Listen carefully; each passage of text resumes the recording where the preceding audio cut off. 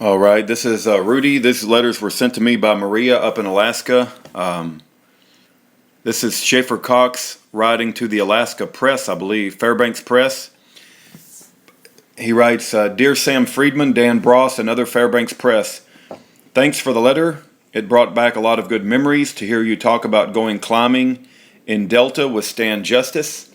He's a really good guy. There's nothing quite like the crisp, light blue sky and orange sunlight of spring mountaineering in Alaska. I certainly miss it. The first section is Home or No Home. Writing to you guys feels like writing to Fairbanks itself.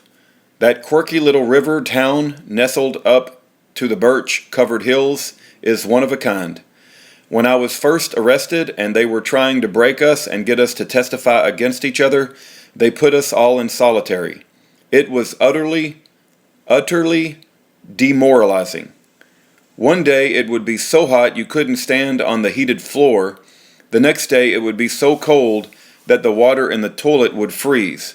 The guards woke us up every 30 minutes, and so the whole thing blurred into one sleep-deprived, never-ending nightmare. The stuff we were being accused of was so sensationally outlandish, it just didn't even seem real. It was a pretty dark place, but then there came a comforting voice. It was John the Baptist. At least, that's what we all call him. I think his real name is Gerard. I'm sure you know him. He's the homeless guy who makes his own clothes and speaks in Old English. You can see him all over town talking to people for hours. Like lots of people around Fairbanks, I had gotten to know John the Baptist over the years. When our daughter was born, he wrote a poem on parchment with ink made of blueberry skins. He walked to our house on Farmer's Loop to give it to us. It was so sweet. It was about how children are on a mission from God to remind the world what innocence looks like and how laughter should sound. When we were leaving the country after Bill Fulton said he was going to kill me, we didn't have time to take much, but I took that blueberry parchment poem. Bree was just a few days old. So there I was in a dark little cell when I heard John's distinct voice coming from the cell across the way. Good tidings to you, my friend, and blessings on the little beautiful one, the baby girl.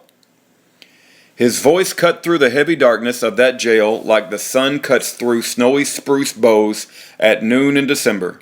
I scrambled to the door of my cell and peered through the gate. I saw him there with his long beard and his fuzzy buzzed head. I laughed with delight. What are you doing here? I asked. He didn't even respond, as if the question I had asked was so supremely irrelevant that he could not be distracted by it. Take heart! All will be well, he announced in his jovial, sing-song fashion. It was like he had just stopped by to visit. If it had been anybody else, I would have felt like I had to explain what was going on and how all this hubbub was nothing but a big propaganda stunt at my expense. But it was John. I didn't need to explain a thing. So we stood there and talked for hours, just like the first time I talked to him in the Fred Meyer entryway, my first winter in Fairbanks.